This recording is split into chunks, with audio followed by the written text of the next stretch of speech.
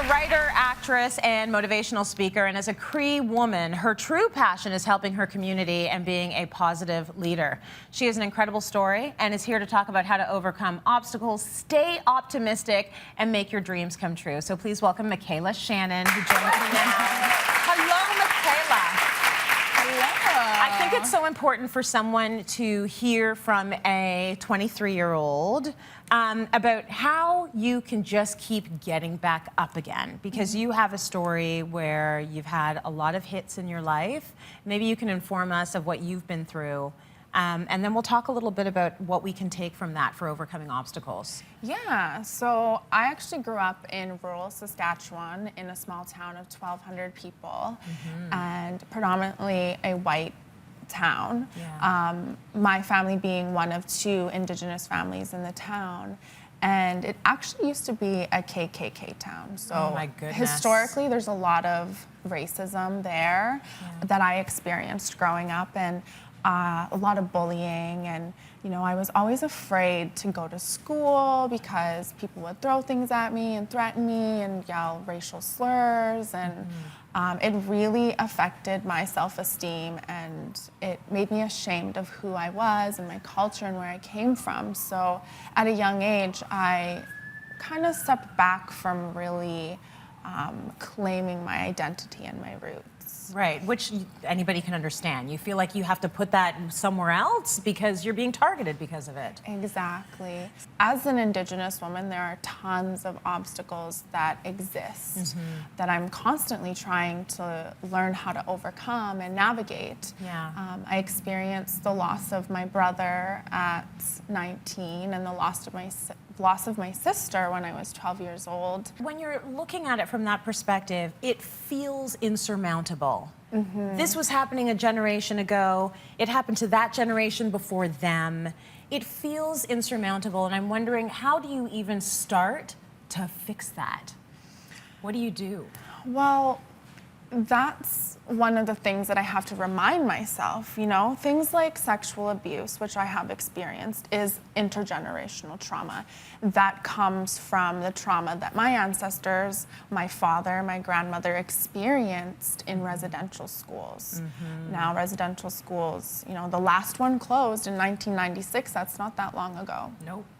And in these schools, this is where the culture was taken away from them. They weren't allowed to speak their languages. They weren't allowed to have an identity. Their hair was cut off. Everything was changed about them. And now trauma is passed down through the DNA, right? That's why it's intergenerational trauma. Right. So that's embedded in me now. So how do we break through that, and how do we, unravel all of that in our genes and break the cycle and move forward and create new healthy patterns? Right. That's something I am trying to navigate right now, and I go through therapy. But I also see someone that does cognitive behavioral therapy, and I see someone who is an Indigenous healer also.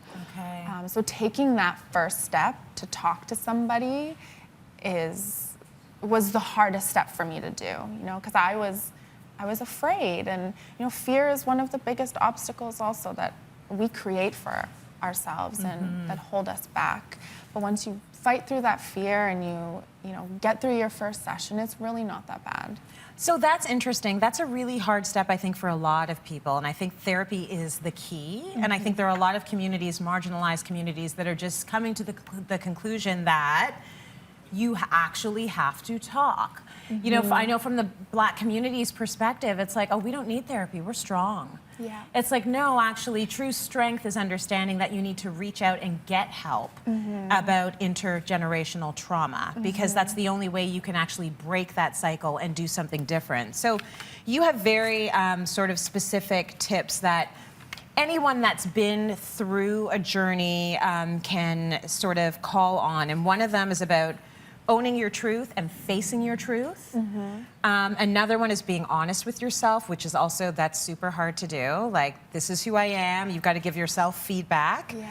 Taking the jump and going to therapy, but then also you say yoga and meditation. What does that help you with? So meditation was very difficult for me to learn because I have a creative mind. I have a million tabs open in my head at all times. So to just, you know, let all of that go and be, you know, think internally about where I need to heal.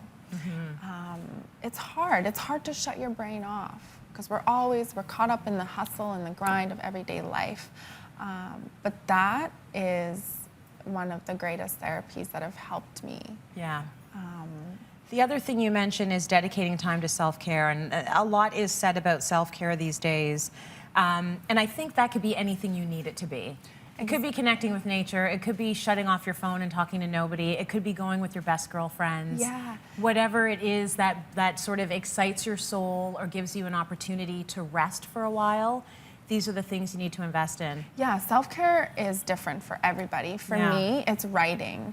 Yes. I'm a better writer than I am talker, I often say. And that's okay. That's all right. Yeah, so I find a lot of healing through my blog, Walk With Me, and it's about taking you on my journey and sharing my experiences with you and giving you my advice, right? And one of my most recent blogs is Old Ways Won't Open New Doors.